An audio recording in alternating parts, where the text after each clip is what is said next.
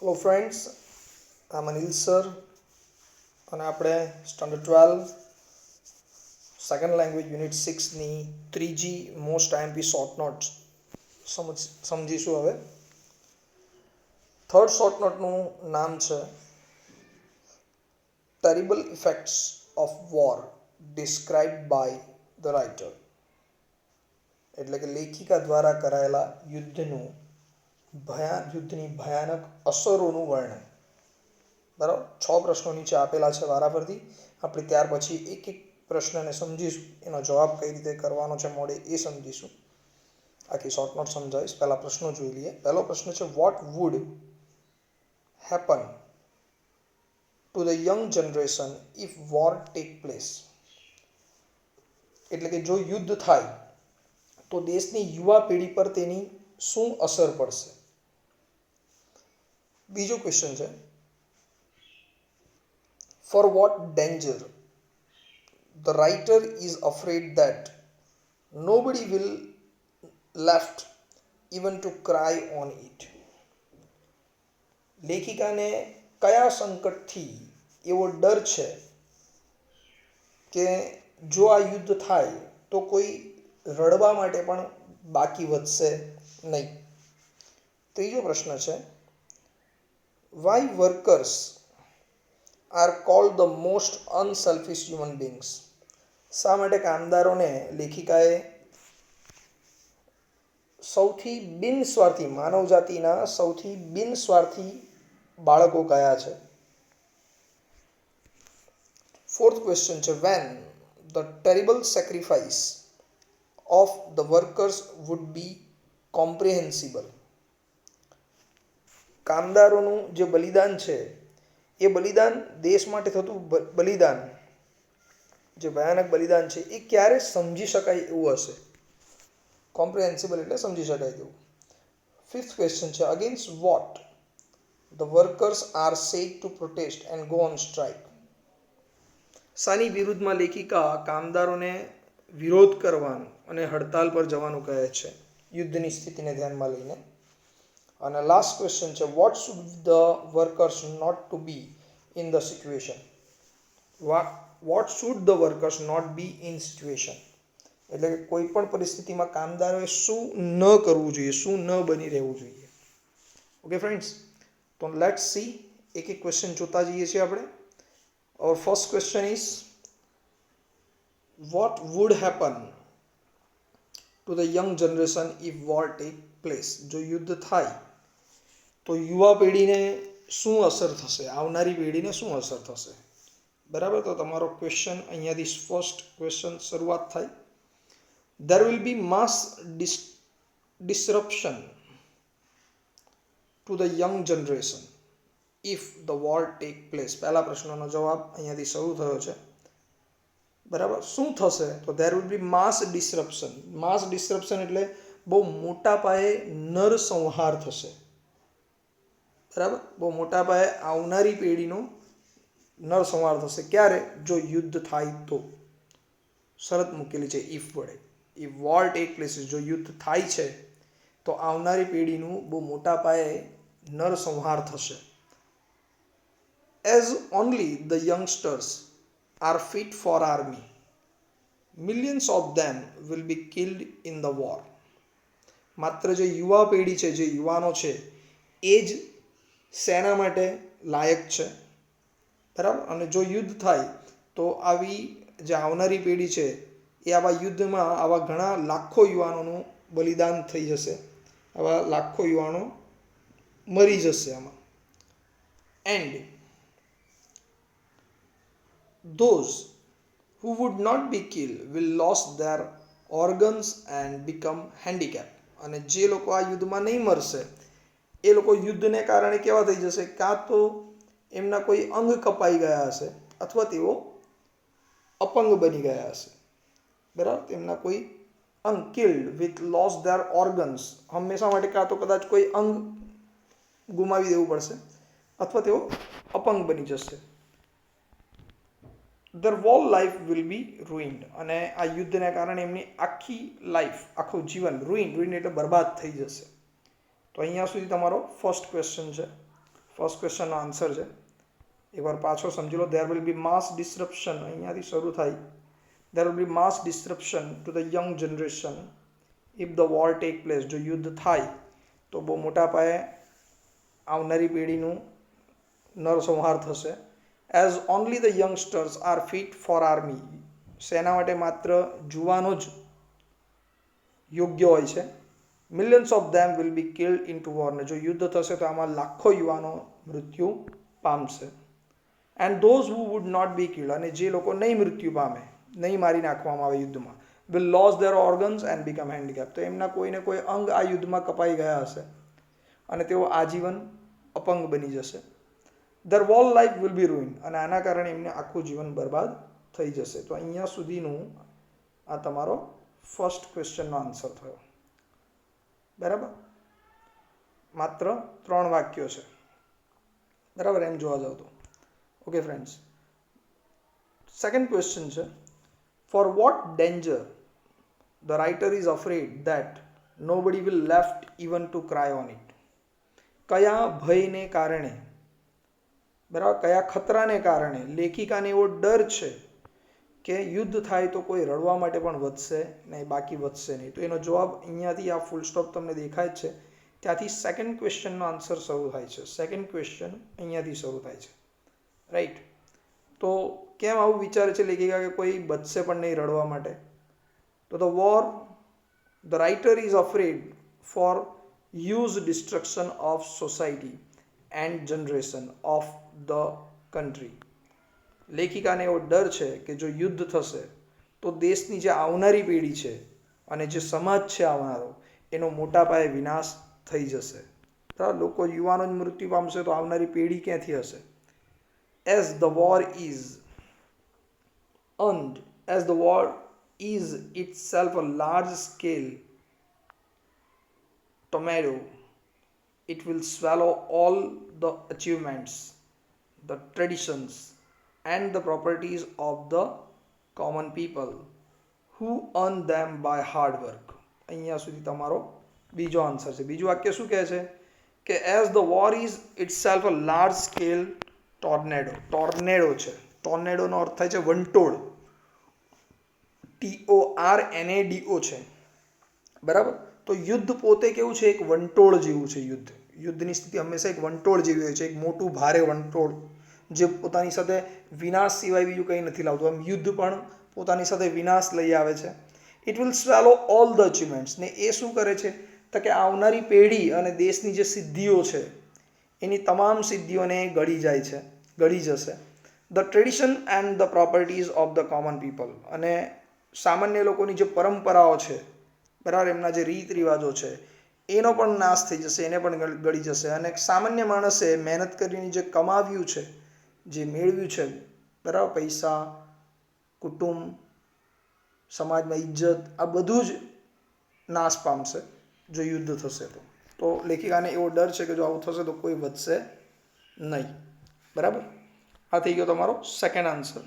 2 વાક્ય છે. The writer is afraid that the huge destruction of society and generation of the country as the war is itself a large scale of tornado.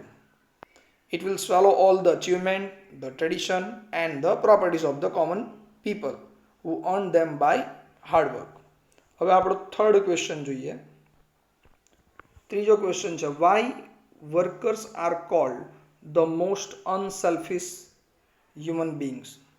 શા માટે કામદારોને માનવ જાતિના સૌથી બિનસ્વાર્થી બાળકો કયા છે? બરાબર, સૌથી બિનસ્વાર્થી એમને કેમ કહેવામાં આવેલા છે? તો તમારો થર્ડ ક્વેશ્ચનનો આન્સર છે, અહીંયાથી શરૂ થાય છે તમારો third question. The workers are called the most unselfish human બીંગ્સ.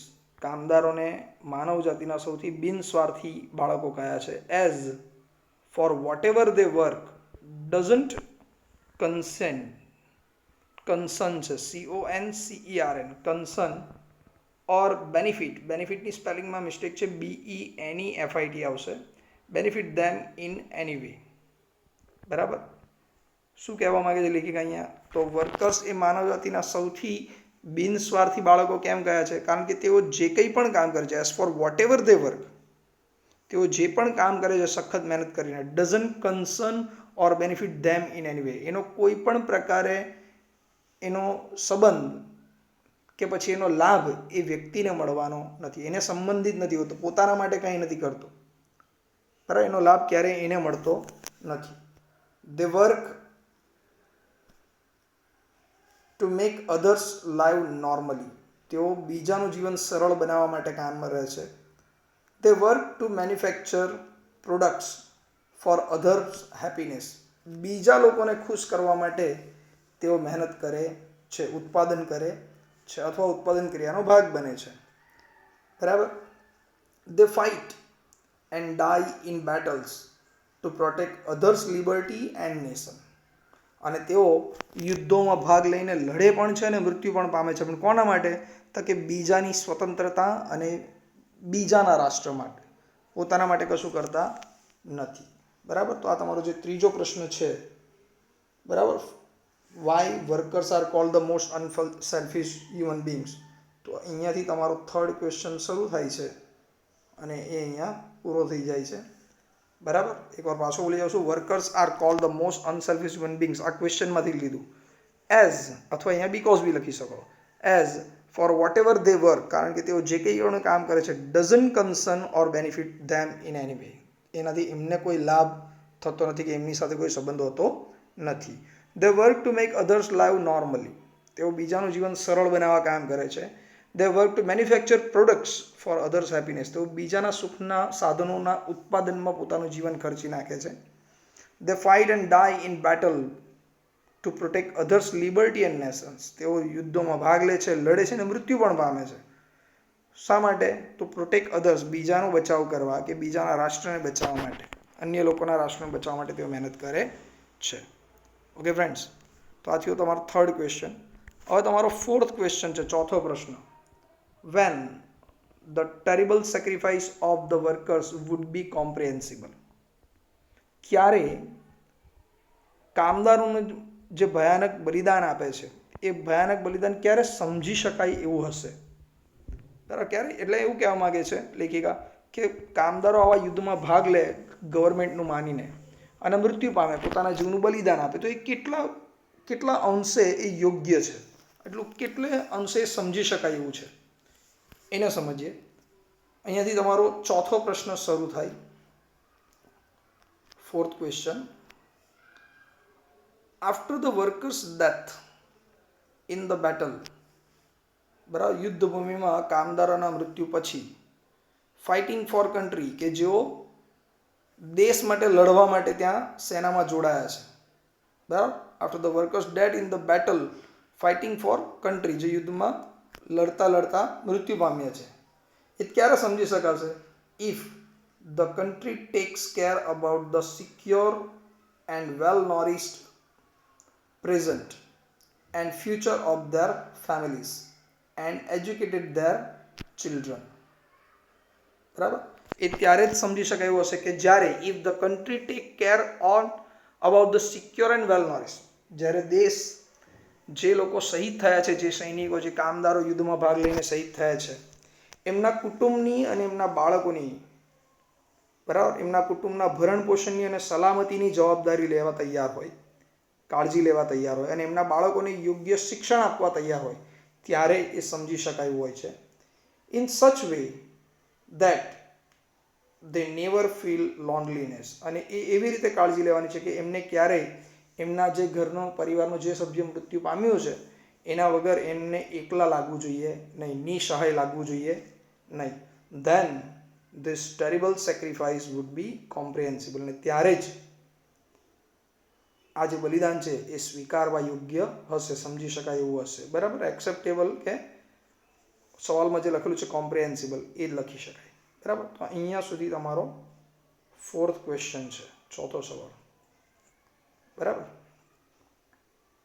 અહીંયાથી બિગિન થાય અને એક્સેપ્ટેબલ પાસે તમારો આન્સર પૂરો થાય, બરાબર. કેટલા વાક્યો છે? 2 જ વાક્યો. After the workers death in the battle fighting for country, યુદ્ધમાં જ્યારે લડતા કામદારોનું મૃત્યુ થાય છે ક્યારે સમજી શકાય? If the country takes care about the secure and well nourish present and future their families, એમના કુટુંબનું ભવિષ્ય અને વર્તમાનમાં એમને યોગ્ય ભરણ પોષણ આપશે અને સલામતી આપશે, એની ખાતરી આપે, કાળજી લેશે. એન્ડ એજ્યુકેટ ધેર ચિલ્ડ્રન, એમના બાળકોને ભણાવશે, તો જ એ યોગ્ય છે. In such a way that they never feel loneliness, ને એવી રીતે કાળજી લેવાની છે કે એમને ક્યારેય એકલવાયુપણું લાગવું જોઈએ નહીં.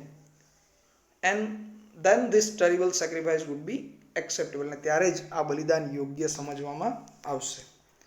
હવે તમારો 5મો પ્રશ્ન છે, against what the workers are said to protest and go on strike. શાની વિરુદ્ધમાં લેખિકા કામદારોને વિરોધ કરવાનું અને સ્ટ્રાઇક પર જવાનું કહે છે યુદ્ધની પરિસ્થિતિ હોય ત્યારે?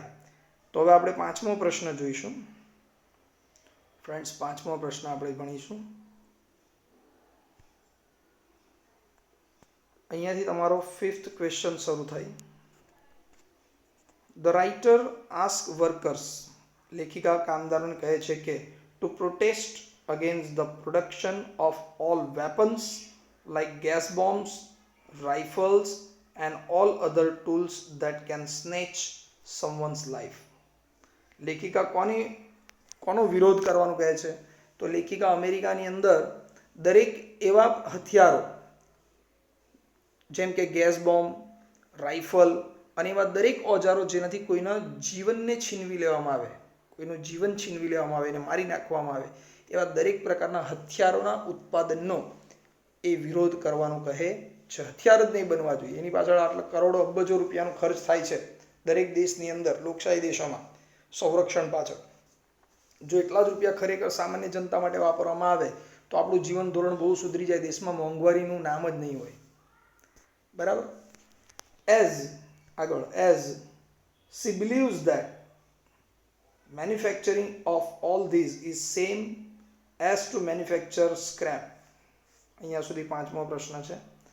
લેખિકાનું એવું માનવું છે, કેમ એવું માને છે કે આ દરેકનું ઉત્પાદન બંધ કરી દેવું જોઈએ, વિરોધ કરવો જોઈએ? કારણ કે આ બધી વસ્તુઓના ઉત્પાદનની લેખિકા શું સમજે છે? એને ભંગારના ઉત્પાદન કહે છે. બરાબર, સ્ક્રેપ બરાબર છે, ભંગાર બરાબર છે, એટલે એવા વસ્તુઓનું ઉત્પાદન બંધ કરી દેવું જોઈએ. બરાબર. તો અહીંયાથી તમારા 2 જ વાક્યો છે 5મા પ્રશ્નમાં, એવું સમજીને જો મોડે કરશો તો સહેલાઈથી યાદ રહેશે. આ 5મો પ્રશ્ન અહીંયા પૂરો તમારો. બરાબર ફ્રેન્ડ્સ. આ જ પ્રમાણે 6th ક્વેશ્ચન છે, 6થો પ્રશ્ન છે, what should the workers not be in any situation? કોઈ પણ પરિસ્થિતિમાં કામદારોએ શું ન બનવું જોઈએ? તો અહીંયાથી તમારો 6થો પ્રશ્ન શરૂ થાય. The workers should not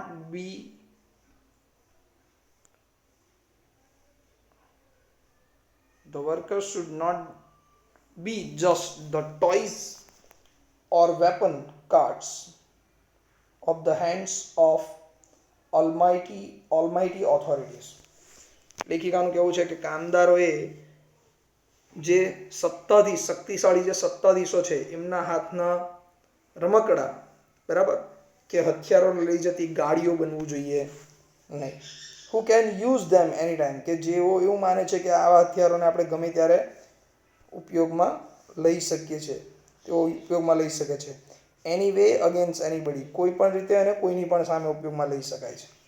the workers must not follow orders like robot, કામદારોએ એક રોબોટની જેમ તમારા સત્તાધીશોની દરેક આજ્ઞાનું પાલન કરવું નહીં જોઈએ. They should think on it, then decide whether to follow them or not. તેમણે જાતે વિચાર કરવો જોઈએ અને યોગ્ય વિચાર કર્યા પછી જ એ નિર્ણય લેવો જોઈએ કે આવા રાજકારણીઓ જે હુકમ આપે છે સેનામાં જોડાવાનું, એને ફોલો કરવું જોઈએ કે નહીં, એને અનુસરવું જોઈએ કે નહીં. ઓકે ફ્રેન્ડ્સ, તો અહીંયાથી તમારો 6થો આન્સર શરૂ થાય એ અહીંયા પૂરો થઈ જાય છે, 6થો આન્સર, રાઈટ. તો ફ્રેન્ડ્સ, તમારે મેં આગળ પણ સૂચના આપી છે એ પ્રમાણે આ તમારી લાસ્ટ આઈએમપી શોર્ટ નોટ હતી આ લેસન યુનિટ 6ની. બરાબર, જે મેં તમને આખી સમજાવી છે. તમારે ક્વેશ્ચન શોર્ટ નોટ, એના ક્વેશ્ચનને શોર્ટ નોટ લખવાની છે નોટબુકની અંદર, ભાષાંતર લખવાની જરૂર નથી. વિડીયોને ધ્યાનથી સાંભળજો. એ ઉપરાંત ભાષાંતર પણ હું તમને મોકલાવીશ, તો એ પણ એકવાર વાંચી જજો, તો સરળતાથી તમને શોર્ટ નોટ મોડે થઈ જશે ફ્રેન્ડ્સ. ઓકે મિત્રો, બાય. બાકીનું નેક્સ્ટ લેક્ચરમાં ચર્ચા કરીશું.